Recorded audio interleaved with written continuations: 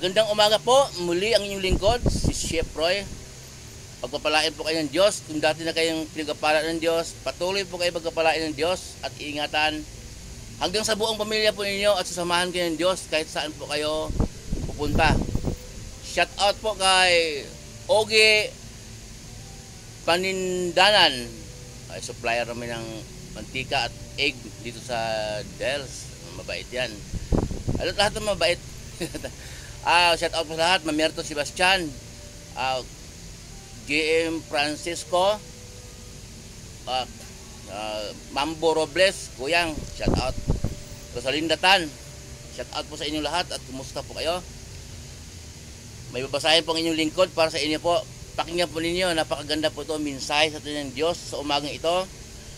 John 15, umpisahan ko po sa 1 hanggang 5. Pakinggan po ninyo pagkatapos ipapaliwanag po ng inyong lingkod. Ito po ay salita po ng ating Panginoong Jesus.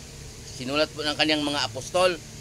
John 15, umpisahan ko po sa 1 hanggang 5 po. Ako ang tunay na puno ng ubas at ang aking ama ang tagapag-alaga.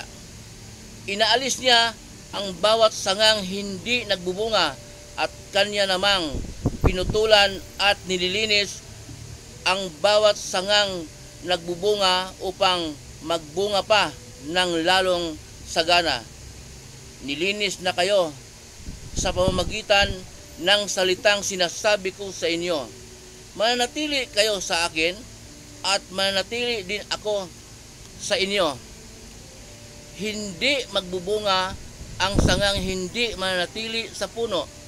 Gayon din naman, hindi kayo magbubunga kung hindi kayo mananatili sa akin. Ako ang puno ng ubas at kayo ang mga sanga. Ang mananatili sa akin at ako sa kanya, ang siyang nagbubunga ng masagana, sapagkat wala kayong magagawa kung kayo'y hiwalay sa akin. Yan po. Salamat sa Diyos. Mensahe sa atin ng Diyos sa umaga ito. Paliwanag ko yung lingkod. Yung binasa ko po sa huli ng napakaganda po noon. Yung huli ng sabi ng ating Panginoong Jesus, wala po kayong magagawa kung kayo'y hiwalay sa akin. Napakalinaw po. Nakakatakot. Nakakatakot kung kasi po tayo dito sa mundo, pangsamantala lang po, maiksi lang. Kahit na nabubuhay ka ng, palagay lang natin 120 years, maiksi pa rin yun. Kasi po yung impyerno po, prangkahan lang ang impyerno, wala nang bilang noon. Wala nang katapusan yun. Kaya nakakatakot po yung sinabi ng ating Panginoong Jesus, wala kayong magagawa kung kayo'y hiwalay sa akin. Okay? So, kung tayo pala hiwalay sa ating Panginoong Jesus, wala po pala tayong magagawa. Nauna na pong sinabi ng inyong lingkod na kulang pa rin yun kung lahat ng kabaitan, kahit lahat ng kabaitan nagawa mo na. Mahinhin ka, malambing ka, magaling kang makisama, maraming kaibigan. Pero kung hindi ka sumasampalataya sa ating Panginoong Jesus, ang ibig sabihin nun, hindi ka sumunod sa kalooban ng Diyos Ama na makapangyarihan sa lahat. Kasi po, ang kalooban ng Diyos Ama na makapangyarihan sa lahat, sundin natin ang turo ng ating Panginoong Jesus. Kasi po, sinabi ng Diyos Ama, tinig talaga mula sa langit, sa Mateo 17:5, ito ang minamahal kong anak, na lubos kong kinalulugdan, pakinggan ninyo siya. So, ganun po. Kaya sabi ng ating Panginoong Jesus, wala kayong magagawa kung kayo hiwalay sa akin. Ang turo talaga ng ating Panginoong Jesus ng ating pamumuhay po araw-araw, para sa ganon magkaroon tayo ng relasyon sa Diyos. Mabait ka, dagdagan mo ng ganon, pananampalataya, yan ang pinaka-period eh. Pero kung mabait ka, the best yun, nandoon ka na eh. Nandoon ka na sa bungad eh. Susi na lang ang kulang para maligtas ka. Anong susi? Yung susi na yan, para mabuksan mo, si Jesus kasi ang daan patungo sa buhay na walang hanggan. kaharian po ng Diyos langit. Ang sabi po nito, sa bungad, sinabi ko po yung last na magbabasa ko na wala po kayo magagawa kung hiwalay kayo sa akin, sabi ni Jesus. Sa bungad po, ang sabi niya, ako ang puno ng ubas at ang aking ama ang magsasaka. Magsasaka po, parang nagamit sa ibang version. Pero dito sa binabasa ko, sa ibang Bible, magsasaka. Pero sa iba pong, kasi po, talinghaga yun na eh, hindi naman magsasaka. Diyos ama magsasaka. Hindi, Diyos siya eh. Siya ang tagapag-alaga. Ang Diyos. Ako ang puno ng ubas at ang aking ama ang tagapag-alaga. Okay? Inaalis ng Diyos Ama ang sanga na hindi nagbubunga. Pag ituloy po sa basa noon, yung palang sanga na hindi nagbubunga, ihahagi sa apoy, sa impyerno. Yung po ang, kung ituloy ko, mahaba po yun eh. Kaya, pinuputol ng Ama at nililinis naman, pinuputulan, tinitrim, ginugupitan, parang kumbaga sa halaman, parang hardinero. Ginugupitan mo para lalo pang lumago. Ginugupit, trim, ganon. Yun ang gagawin ng Ama, aalagaan ang sanga na nagbubunga para mas lalo pang magbunga ng masagana.